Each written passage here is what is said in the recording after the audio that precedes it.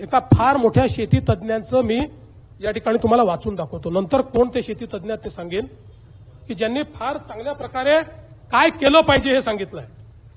त्या शेती तज्ञांनी सगळ्यांनी नीट ऐकलं पाहिजे. शेतकऱ्याला आपला माल कुठेही नेऊन विकता यायला हवा, यासाठी कृषी उत्पन्न बाजार समित्यांची मक्तेदारी मोडीत काढावी लागणार होती. यासाठी शेतकऱ्याने पिकवलेला माल त्यानं कृषी उत्पन्न बाजार समितीतच विकायला हवा, हा कायदा त्या मार्गातला अडथळा होता. बारामतीमधला माझा शेतमाल जेव्हा मी कृषी उत्पन्न बाजार समितीच्या मुंबईतल्या किंवा पुण्याच्या बाजारपेठेत नेतो, तेव्हा हमाल, मालाची चढ उतार करणारे माथाडी, वाहतूक यांचा मालाच्या उत्पादन मूल्याच्या जवळपास 17% अधिक खर्च होतो.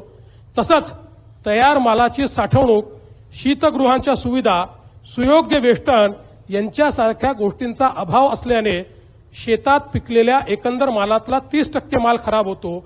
या साऱ्याचं मूल्य काढलं तर देशभरात दरवर्षी सुमारे 55,000 कोटी रुपयांचा शेतमाल खराब होतो, वाया जातो.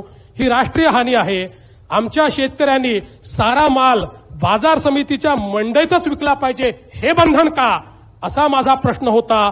अन्य कुठलंही उत्पादन कुठेही विकण्याची मुभा असताना शेतमालासंदर्भात असं बंधन निश्चितच चूक होतं, असं कोणी म्हटलेलं आहे?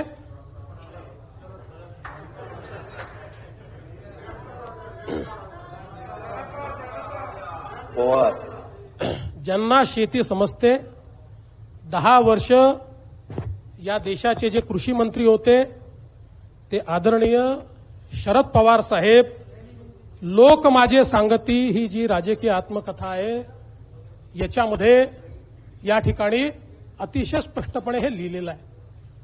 त्यामुळे आणि खरंच आहे, आणि पवार साहेबांनी सातत्याने भूमिका मांडली आहे, आणि म्हणूनच आमच्या माध्यमांच्या लक्षात नाही आलं, कायदा पास झाल्यानंतर पवार साहेबांनी कायद्याला विरोध नाही केला.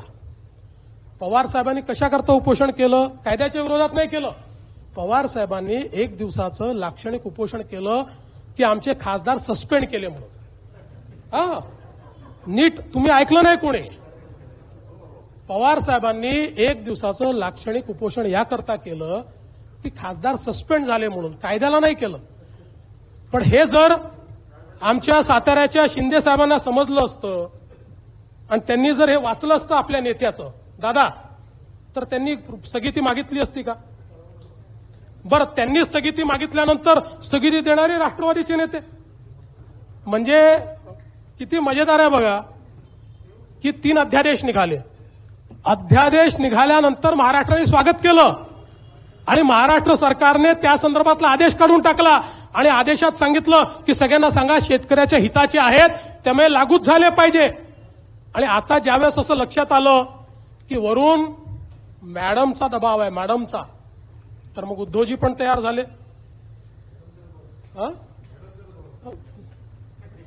उद्धवजी पण तयार झाले. मग लगेच राष्ट्रवादीनेही भूमिका बदलली.